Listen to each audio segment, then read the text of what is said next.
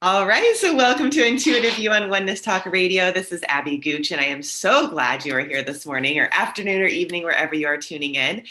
And today I have a very, very special guest. This is one of my dear clients who's become a dear friend and has gone to really do some amazing things in the world, open multiple businesses. She has a business called, I believe it's called Hummingbird Communications.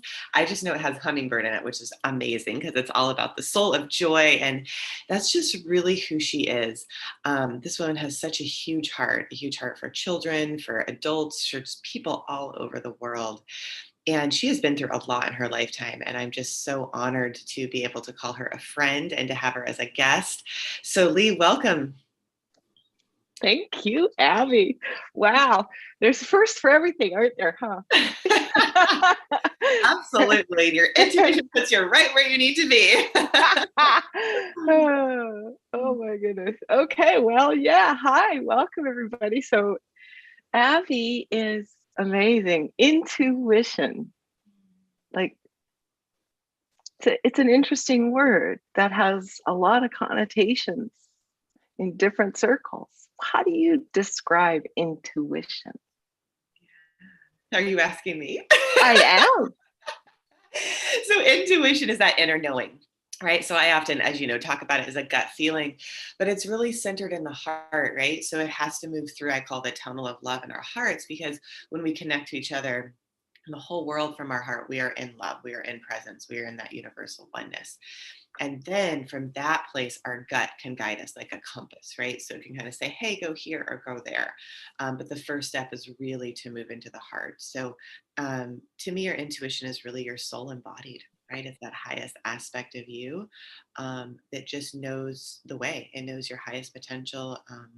Your greatest ability to serve, to be happy. And it's funny, ironically, we serve each other, we're kind of serving ourselves because we're one, right? So when you have that heart of generosity, you're always blessed, right? I know that's like my driving force is service, right? And then I get so blessed. So you're not so much worried about the me, right? The single self. You're how are we in the we? How are the togetherness, basically? So yeah, I'd love to hear your definition. What's that? How are we in the we? That's a beautiful thing to say, Abby. How are we in the we? Well, I just want to get really small, like on a molecular level. I remember in my first biology classes, my very first high school biology class was led by a Jesuit priest. And I don't know if you know, but Jesuit priests have an interesting history in the world of religion. And I know there are so many entanglements in this modern world with religion and spirituality and science and politics and life, and everything is in a messy entanglement.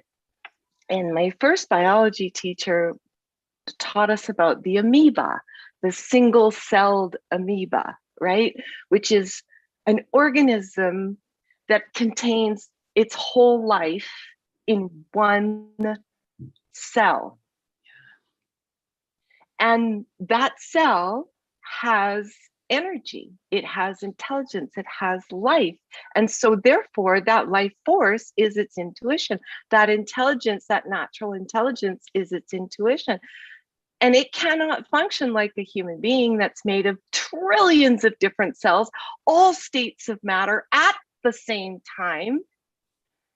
Yet when I reduce it down, it was like, I want to be a single-celled amoeba. I want to just know what I know and just move the next blob forward, you see, and really disentangle from the false complexities that this world presents to us. This weekend we did part of a group called 1 Million Meditators. It was started by a lady named Anita Morrow up in Toronto, Canada. And she started this 1 Million Meditators about 5 years ago. And we're almost there. But one thing I noticed in meditation, which to me is a practice I am so grateful for, because it allows you to get to that 0 point, to that single cell amoeba, where you're really just, what did you say now? It was so perfect, but you were recording this, so I'll be able to listen to it again. It was the we are the we, right? The disentangle so much that you are totally aligned with your uniqueness and listening to your own heart and making your choices for your highest and best good, to your advantage, not to what society dictates or a synthetic energy that is trying to make your natural life force choose something that isn't for your highest and best good. And that was a really complicated answer, but it is that idea that the cells themselves communicate, the energy communicates, the electrical charges that we send out and that we receive is communication. And yes, we call our company Hummingbird Communications. And really it's because the hummingbird is the doctor bird, which is a hummingbird with a beautiful long tail, similar to Quetzalcoatl, is the national bird of Jamaica. And I know you know that my husband is a Jamaican filmmaker, so there you have it. So awesome. I love that. I love that. And you are the joy so much. You bring so much light. And I know you were considering doing some work with children in Jamaica when I talked to you years ago. How did that project ever go? Well, it's always, let me put it this way. Decisions I've made from my brain, and I love my brain. I have a very good brain. I've trained my brain and I love knowledge and I love to learn. So, but I made decisions only from the brain. And I've learned now that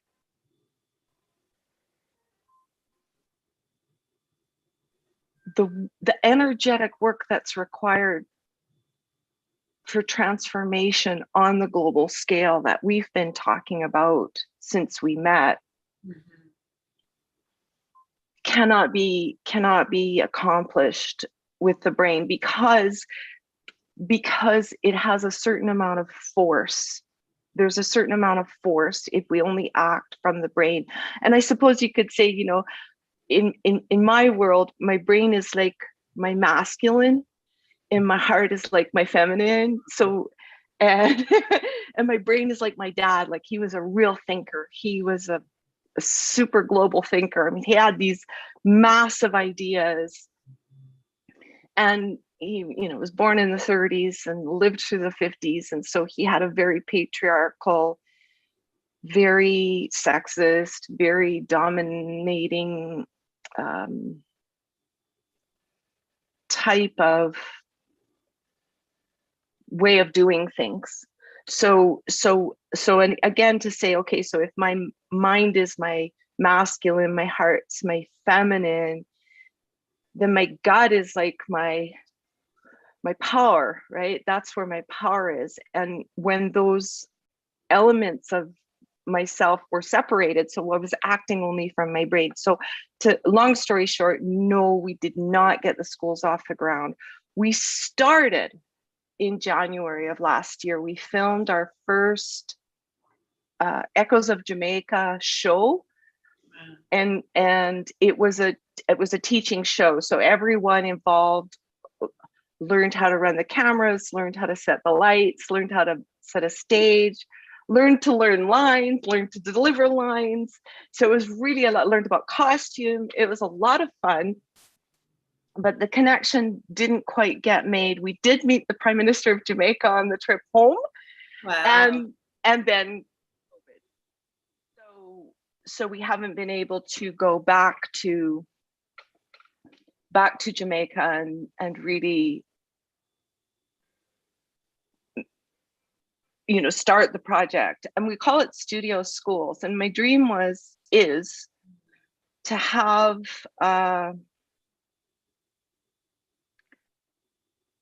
to have a system and structures of learning that doesn't put the learning into boxes. So, for example, Haiti suffered a really massive earthquake, and its capital city was completely destroyed, and to date, it hasn't been rebuilt. J.K. Rowling created an orphanage financing company called Lumos, and she's centered in Haiti. And my idea is to work with the Heart Academy in Jamaica, which is the trade school, and Lumos in Haiti. And the way I envision school is that it's truly a proactive, community-centered, bless you, community-centered way of learning where everybody's involved. So, for example, in the trade school, they don't learn building. They don't learn construction, yet their city has completely been destroyed and needs to be rebuilt. So we bring in experts who know building. They teach the students how to build. And what are they learning? They are learning geometry. They are learning mathematics. They are learning design. They are learning engineering. They are learning, okay, all of those subjects, art, aesthetics, community, building guidelines, rules. They're learning how to collaborate. And at the same time, they are providing the community with a need that it requires. For me, history and social studies would be far better served if the students were studying the social structures that we have in place. What are the elements of organization of our governments? What are the intended outcomes of an office of government? Why do we have 3 branches of government? How do they work together? And so on and so forth, and actually rate the people who are quote unquote hired or elected, rate them as to their performance based on what it is that we're supposed to have. What are they learning? Well, they have to learn the history of how this government came to be. They have to learn the structures of business and how economics and trade and different structures have to work together, and they're involved in their communities so that when they become a voting age, they actually see, well, okay, yeah, this is how my life impacts our community. This is what I expect from my community.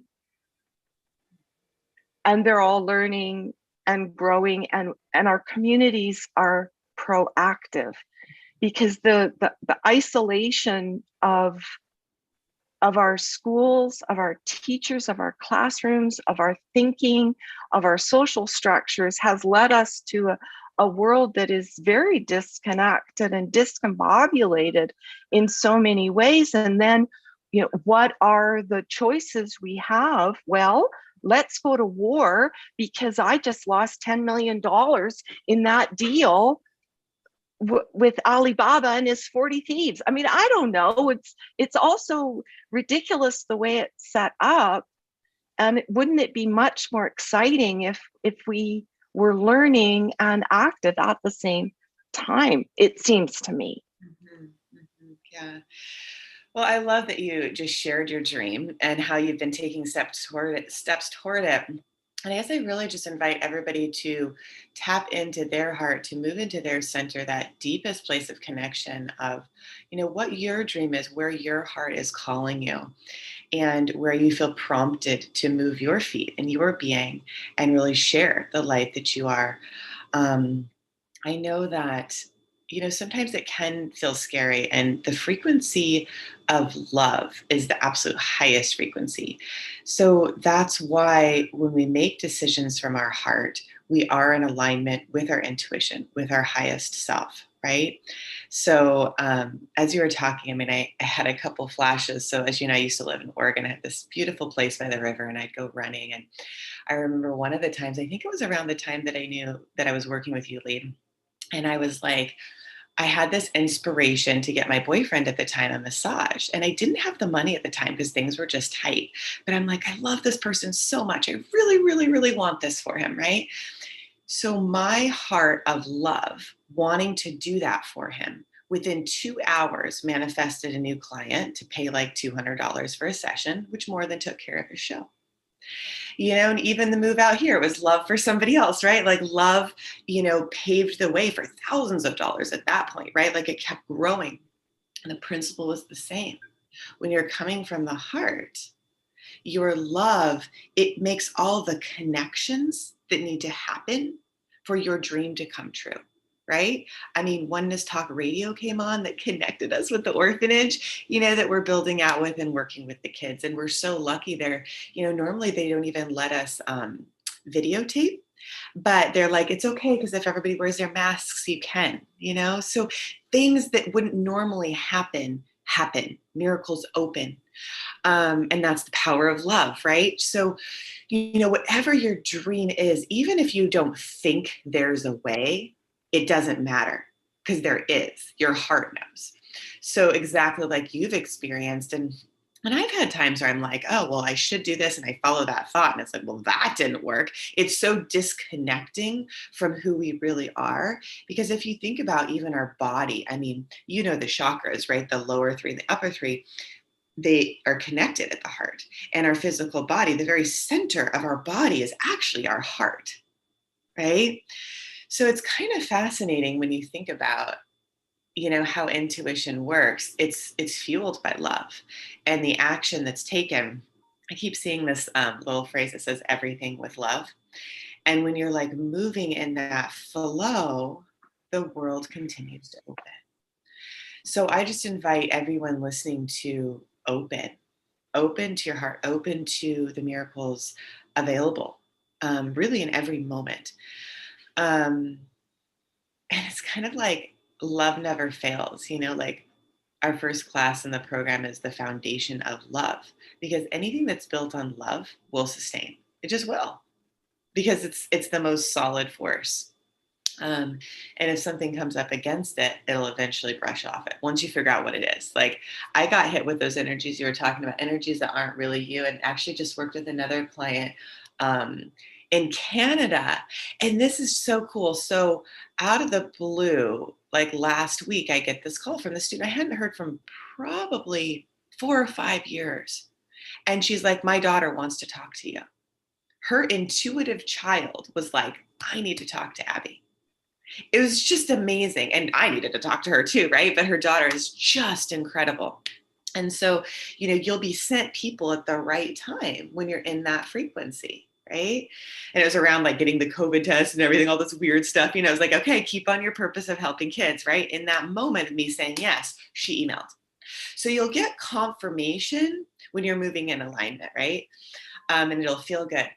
But full circle, yeah, just coming back to the love, right? And that, children are especially tuned into that, and really working with boundaries. So, if there's an energy coming in that doesn't feel like you and doesn't feel aligned with love, just stop it. It could just be like return to sender, surround yourself with the golden light, and put your hands on your own heart and be like, what's true for me? Right? Because like I said, I literally felt I got sideswiped. I was like, whoa, that wasn't me. I absolutely believe there was energetic things coming last year that we were just kind of like, whoa. So really to center in your heart now and move forward in now with the love towards your dream, and know that you are supported, protected, and guided by love. So yeah, is there anything you wanted to add to that, Lee? Well, all right. So perhaps I should have called my business Octopus Communications, because I need like 8 arms for all the different parts, instead of Hummingbird.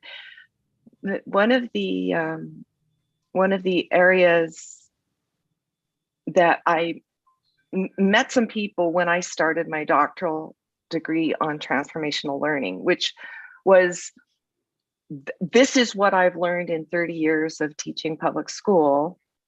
This is what I know. This is what really works. And it's actually what you've just said, teaching and allowing everyone to expand their capacity of self-awareness. Because the more we inhabit our body, and it's funny, trauma can send your psyche, and if we go back and look at even the Greek myths or the legends of Psyche, well, what is Psyche? Psyche was a god, and it's the energy of thought, the energy of what makes the non-manifest manifest. Like you and I are looking at each other, and there's a lot of energy that makes it possible for us to see, hear, and feel each other with our senses. And self-awareness is being so inside your body that you can course correct. So for example, I'll just give you an example. You might not know that you're allergic to almonds, for example, until you eat an almond and your body has a reaction. However, if you have tuned the self-awareness muscle that we all possess, which is the ability to read your energy and all the energy around you and feel that alignment of joy, because that is the natural state of peace. It is the natural state of everything, is a state of homeostasis or balance or peace. And that self-awareness muscle, when you've learned how to use it, you can be in any situation and course correct the energy. You can know that you're allergic or your body doesn't want the almond right now because the chemistry of your body or the balance that it's in right now cannot handle the chemistry or the energy of the almond. You can know that even before eating it and having an allergic reaction. So this self-awareness is one of the pillars of our school. We've actually started classes here in San Luis Obispo County in California. The school is called the Peace Academy of the Sciences of Arts. Wow, that's cool. And one of the pillars is self-awareness, because when you're self-aware, you can avoid the energies that are going to trigger you out of peace, love, trust, integrity, unity, and that capacity to have and manifest those things that you really want from your heart. Mm-hmm. So it's a very important key, and it's something that your generation knew more than my generation did, and each subsequent generation, should we continue to choose love, is going to know and understand what that means. So for example, in the community I live in now in Morro Bay, the ocean is in a lot of trouble. The bay isn't cleaning itself naturally. It's got more pollution than it can handle. To be self-aware and to be using your intuition in community is to listen and observe and work together with others so that the solutions can come in, because there's always more than one solution. That's another thing that I have really learned about operating from the whole self, from the gut, from the heart, and from the brain, while remaining as self-aware as possible and really reading the energies around you. And knowing that I'm not going to approach someone who says, uh, we should drop bombs on the whales, because who cares about the ocean?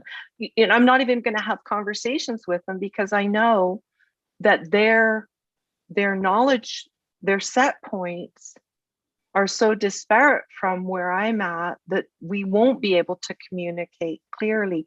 However, if I listen and find the solutions, then I will be given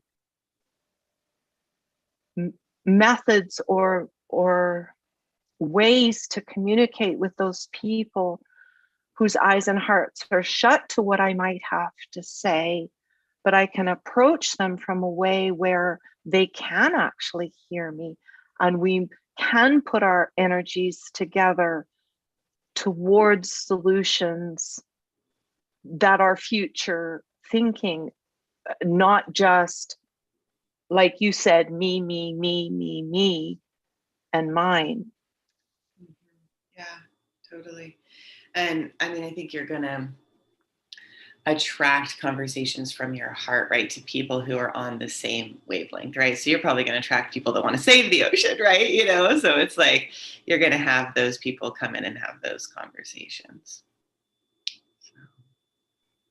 Well, and going one step further, people who are taking action, and that action guided from the heart in a unity perspective. What you'd said at the beginning, this force of we, this, the honesty of it, so, and we all have the capacity to do that. And intuition and that power is not something to fear, it's really something to nurture and nourish. And when your fears come up around it, you recognize and know that they're either counterfeit coins or their beliefs. And really, what is everything is an examination of what we believe and how it affects our lives. Like you said, I made a choice and I didn't like the outcome, so I'm changing my choices. Mm-hmm. Right. Yeah, and seeing how when I make choices, and we all make choices from our hearts, the outcome is amazing, right? When you're making a choice from your intuition and your heart, miracles happen, right? And so I think, we can, and I've gotten afraid before, right? And it's like, oh my goodness, and you actually leave your heart, you leave yourself, so you can actually come back to your heart and know that wisdom is still there. And that is the greatest wisdom. It is the intuitive child within, and also the intuitive children walking on our planet right now that know that wisdom. I think you're touching on something really important. Yeah. Because you said fear makes you leave your heart. Mm-hmm. Well, yes, and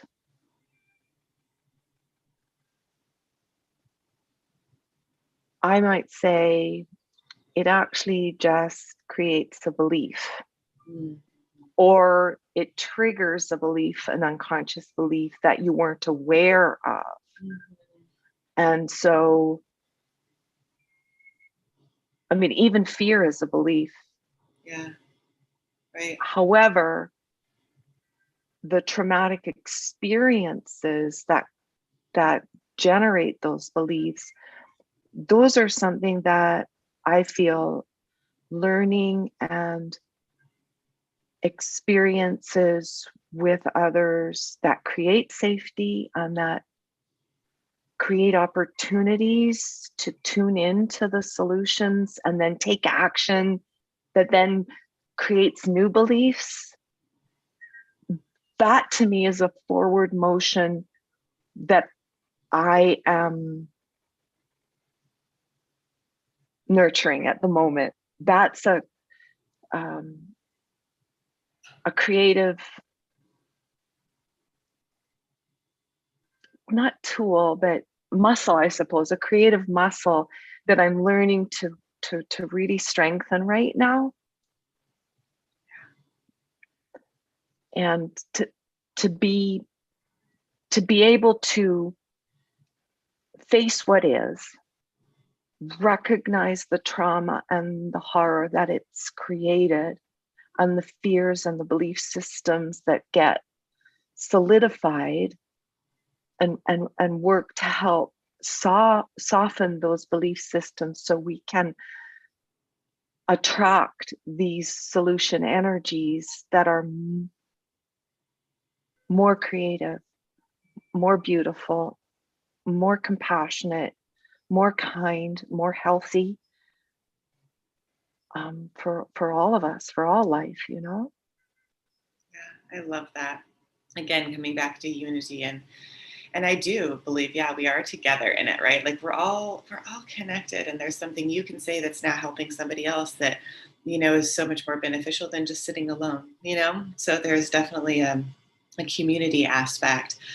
And I'd love for you to share your information. If people want to reach out and connect with you, are you doing private intuitive success coaching sessions or any type of work where people can reach out and do some one-on-ones with you? Uh, yeah. What I, when I was, my last 20 years, I was involved in literacy development. And for me, literacy and learning is a human right. And actually, if we look at the 1947 UN Charter of Human Rights, it's one of them.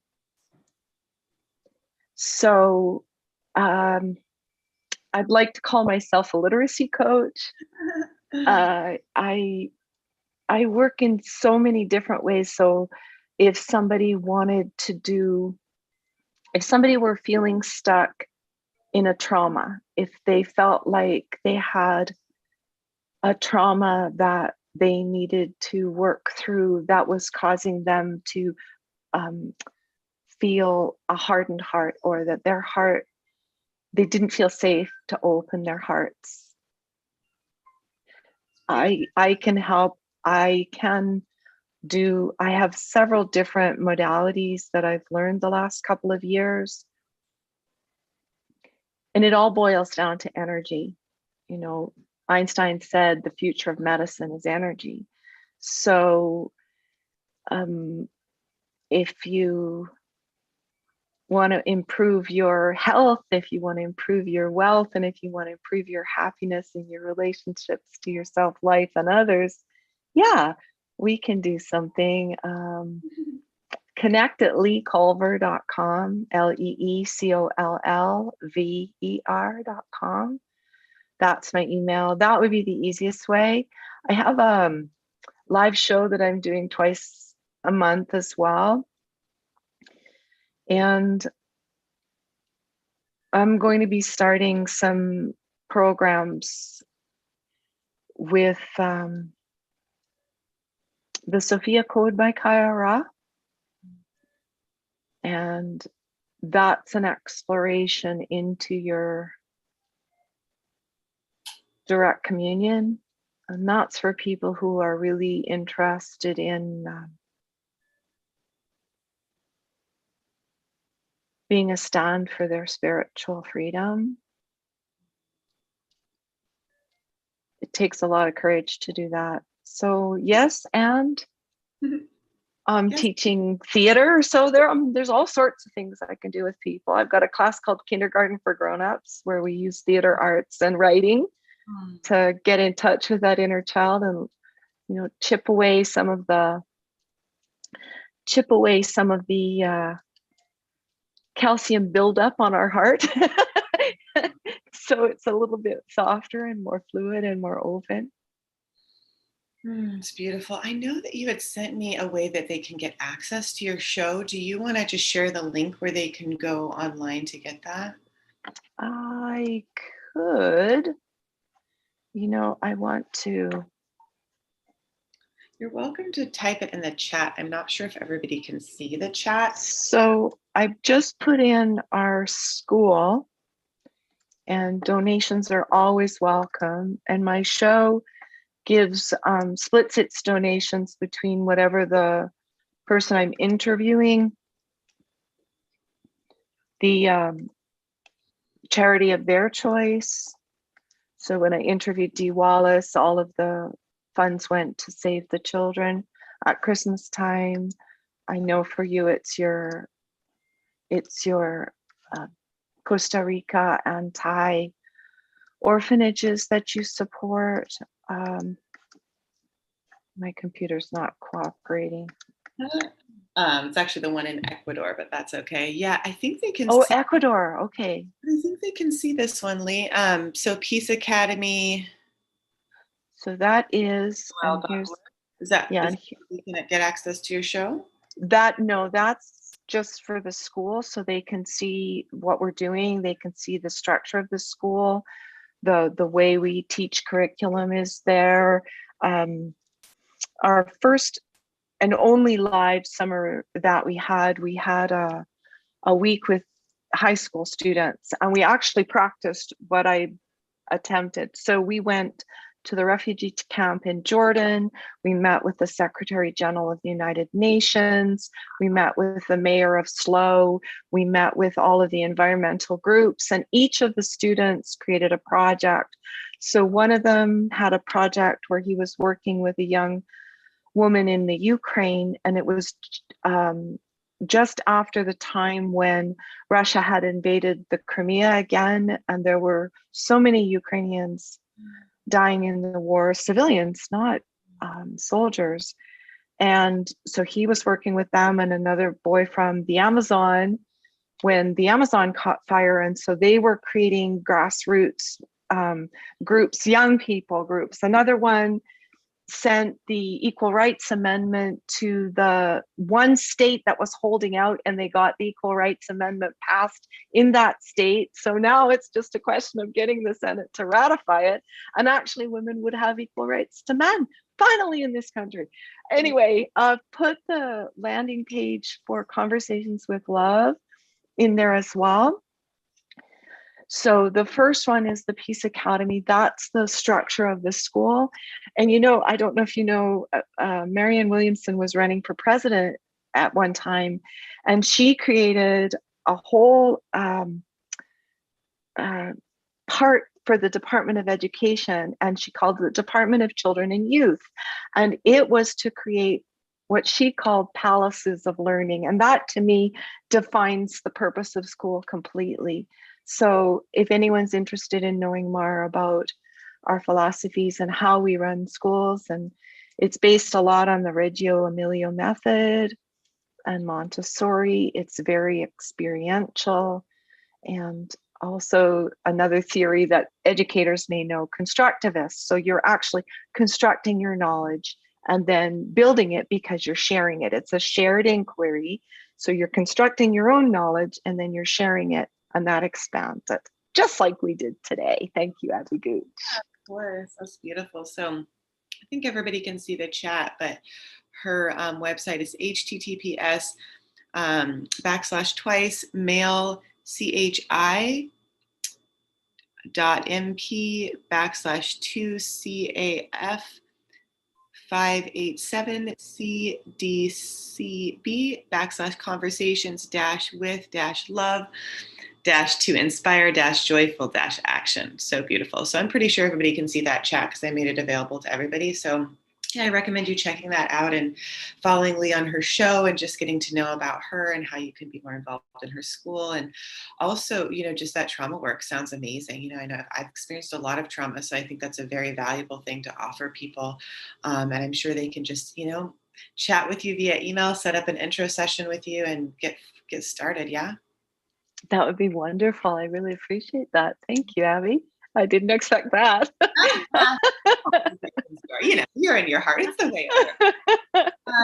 So I'm going to start opening the phone lines. If anybody wants to call in, you can call 858-692-4555 if you have any questions that you want to ask either Lee or I. So yeah, Lee, is there a way that you would like to share with people of how you started to follow your intuition? And as you did, what started to manifest in your life? I know our work together you did, and even before that, you were just so tuned into your intuition, right? So it helped you to say yes even before. So what is the process that you use to connect with your intuition? Well, it's ongoing. Hmm. It's completely ongoing. And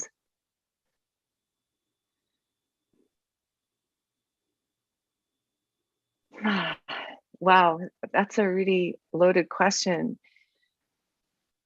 I would say, okay, what was first the first spark was taking an art class.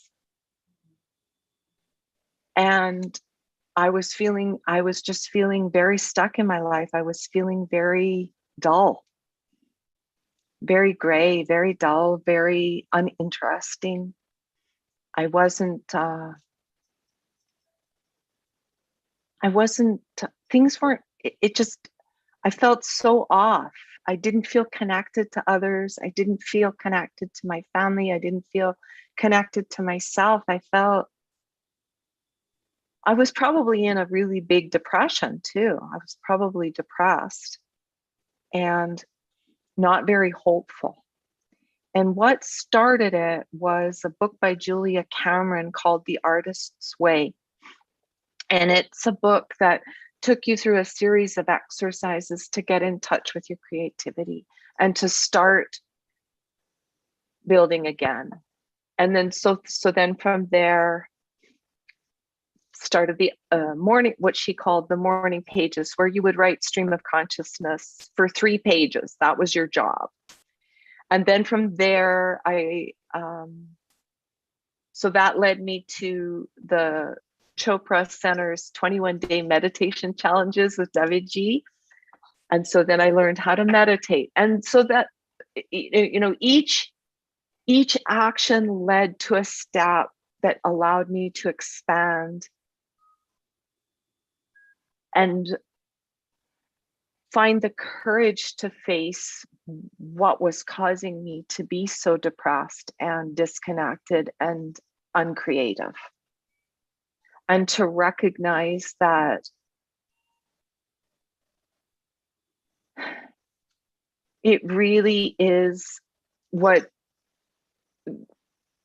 it's really a cultural anomaly that keeps us so suppressed, repressed, and oppressed. And it's our connection to nature, really, which is our connection to spirit, which is our connection to ourselves. So it started with writing, just writing stream of consciousness and not thinking about what it was. And that led to finding more. That led to learning to meditate. So those were the 2 things that helped me. And also, because I'd been in some very serious automobile accidents, that focus on my physical body and to find healing and to find relief from pain also led me to discover people like you who are working with the energy of trauma and disease to see, okay, we can cultivate health by shifting our perspective and recognizing we've got the power internally to heal everything. And that power is love. Yeah, absolutely. And it's so beautiful. I think, sometimes it's easy to see in others. So I always saw that in you. And then for you to see it in yourself. So it's kind of like we show a mirror, but then we face it back and it's like, wow, I am love. So for you to discover that. And I remember when you would just step into your power. And I mean, you were somebody that like blew through the systems. Like when I knew you, when we were doing our coaching stuff, you were getting beyond the systems of even just the educational systems. And it was so inspiring to watch you. be able to do that, and there's so many people I've worked with, back before COVID hit, when everybody was, out physically. It's like their lights were meant to be in corporate America or in the system, just in the school system, just to have their lights present, their physical body present. So there's always reasons why we are where we're at, but I also see how you transcended that and created something else with your new school. So it's really beautiful to watch that. Thank So you. yeah, it's very cool. And that's really cool that your husband does the film stuff too. I don't know if there's anything you want to add about that, or if there's a way people can find the films. That's pretty Oh cool. my gosh. Yes, I'll put up our station. Hold on. Oh, look at her joy. Oh yeah. Yeah, he started writing again, and this one is going to be his story, and I'm so excited Isn't he because a it's Hollywood producer or something? I thought you told me about that. oh yeah, his first show was The Waltons, Okay. which you might not even know. It might even be before your time. Sounds familiar, but I might have maybe briefly watched it. Is it in black and white still, that show, or no? Okay, yeah. Although no, it's okay. He's done many films, many films and TV series and commercials too. But okay, so I just put in the chat our YouTube channel, which is Hummingbird Communications, and we've got some old films, and then we've got our new film up, The Echoes of Jamaica, and we're in the process of. He's writing another story, and that's all I can tell you right now. So beautiful. we're really excited, and as soon as we can travel again and it's safe for us to go into production, we're gonna produce this next story, which is going to be really fun. That's amazing. I love that. Yeah, so I think I'm pretty sure everybody can see this chat. If not, do you want to just share your email again if for some reason they're not? Oh yeah. Just if you could just say it out loud, because I think everybody can see the chat, but if not, they can just send you an email. Okay, so my email is connect, the word connect, at leecolver.com, leecollver.com. And then our Hummingbird Communications YouTube channel, you can find it, just type Hummingbird Communications. And it's got a couple of different shows on there, some older shows. We made a feature in the 80s, which is quite something. Yes, so, and the studio, it's going to happen. I mean, it's all going to happen. Like you said, the more we allow, the more we ask, we accept, we allow, because we have to be able to allow and receive the information or the people or the events that are going to help us make the next step. It's like if I'd gotten Julia Cameron's book and I don't read it, well, it's not going to help me get to where I need to go. And then if I don't act on the exercises, that's one of the things I really want to share is do your very best to love yourself. In other words, when those judgments come up, when your inner critic comes up and says, oh, who do you think you are to want to be a screenwriter? Who do you think you are to want to be a filmmaker? Who do you think you are to want to change and improve the structures of a school system? Who do you know? What kind of money do you know? And on, the excuses will come. But just don't let that judgment be your ultimate guide. Keep going deeper, keep going deeper. The Biskines, wonderful people I've met, they wrote a book called Code Breaker. And they call it the Platinum Life System: Peace, Love, Awareness, Trust, Integrity, Neutrality, Unity, and Mindfulness. And they have 4 questions. What am I focused on? And how is it making me feel? Or how am I feeling? And what am I focused on? So if those feelings of judgment or self-doubt or not good enough come into play in your life at any time, ask yourself, how is it making you feel? And are you focused on your gratitude? Are you focused on what is really good about you? Because guess what? There's a lot that's good about you. And are you focused on the love? Because that is what leads us forward. The more we focus on what brings us joy and peace and love, that's our true nature. And the more we focus on that, the easier and easier creating becomes, and the easier and easier it is to access these solutions that really truly improve the quality of our lives and help us stay organized and help us stay the course when it's not as easy.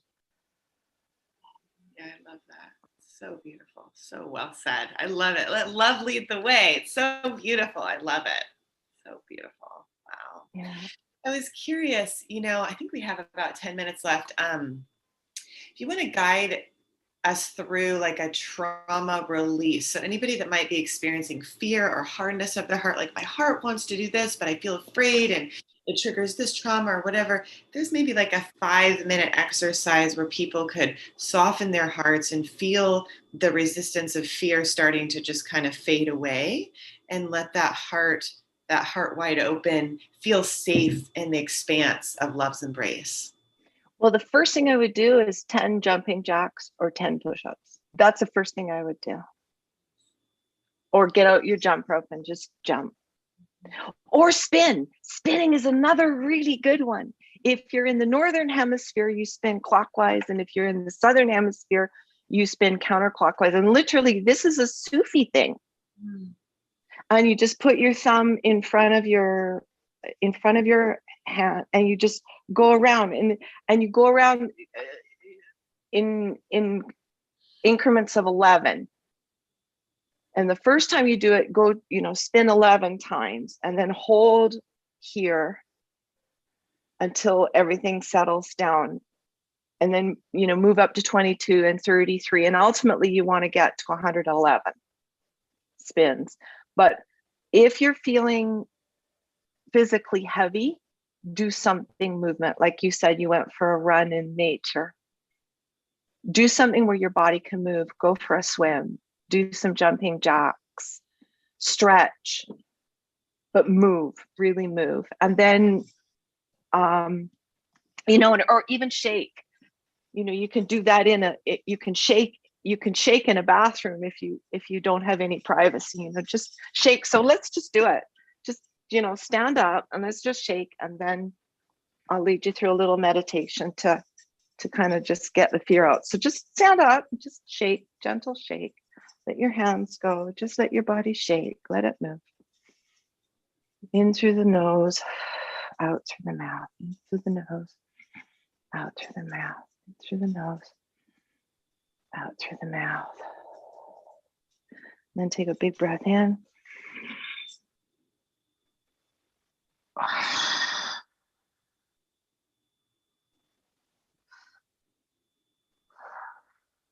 Big breath in, other side, out through the mouth.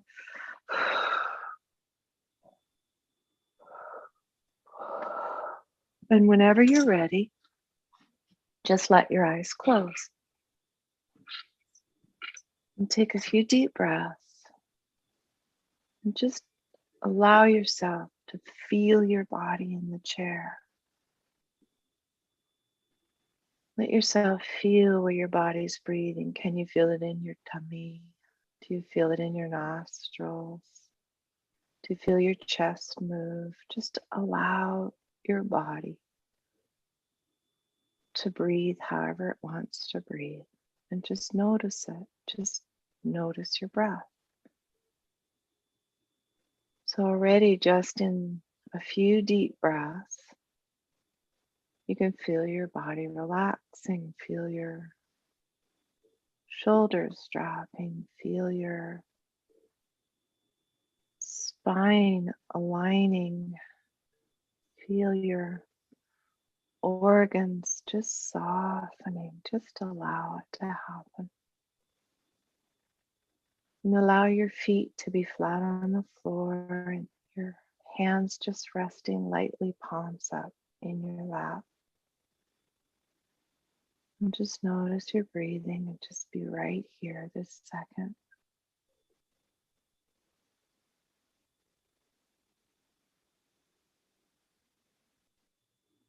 And with your permission,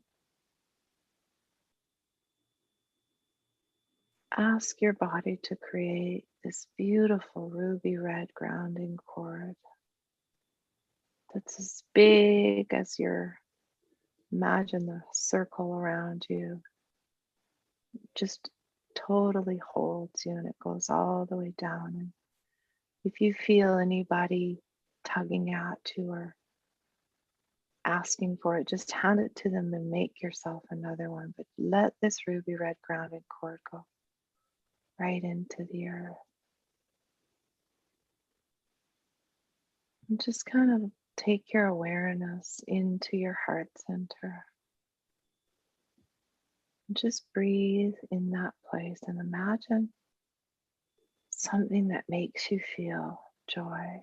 Could be a place in nature, could be a pet, it could be a child, a baby, a person you love.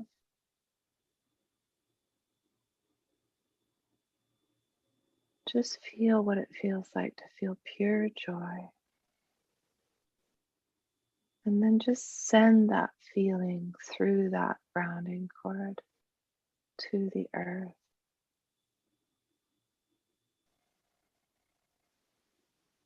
And see, sense, or imagine that this living planet receives your love.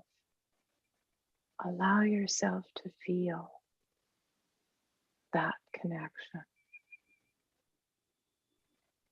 When joy meets life. And allow the love that this planet has for your being, your life. And feel it just coming up through your feet. And as it comes up through your feet, gives every one of your organs a massage, because the bottoms of our feet have a connection point directly to every organ in the body, including the skin. And let that love come up and anchor in your heart and spin out in a counterclockwise direction. Just keep noticing your breath, and thoughts may come and go, and people may come and go. Just imagine them floating out the grounding cord into the love of Mother Earth. And see, sense, feel, or imagine the expansive light that is you. Some people call it Father Sky, some people call it God, some call it Source, some call it your higher self. Just see, sense, or imagine it above you, and allow your heart to go to that place you have, that knowing place, that love place for all that is. Really feel the love you have for life. And send that love up to Source, God, your higher self, your soul, whatever you call it. Feel that connection. And feel the love for Source come back to you. And let it come through your 8th chakra and your crown chakra, and your 3rd eye chakra, and your brain, and let it just soak through your brain and through your eyes so you see with love, through all the grooves of your brain, and let it just soften everything. Hear with love, let it come through your throat chakra and speak love. Let it anchor in your heart and spin out in a clockwise direction. And now you've just ignited your threefold flame of divinity, and let everything in your human body that doesn't belong to you or serve your perfect health, let it just go through that grounding cord. You can even imagine this beautiful golden white light just attaching to the glands on top of your adrenals that create the fight or flight chemicals in our body, and just allow it to drain out. Just allow it to drain out. I'm gonna have to. We have another show coming up, so it's so beautiful. So I want to invite everybody to continue this process with Lee. And you can email her at connect@leeculver.com. And I would love to stay on with you. I just know they have another guest on the station, so we're actually going to have to hop off. But thank you so much for everyone being here and just shining your light. And just may you just feel blessed and encapsulated with this beautiful, transparent light that she just took you through, and let that support you. Namaste, everyone.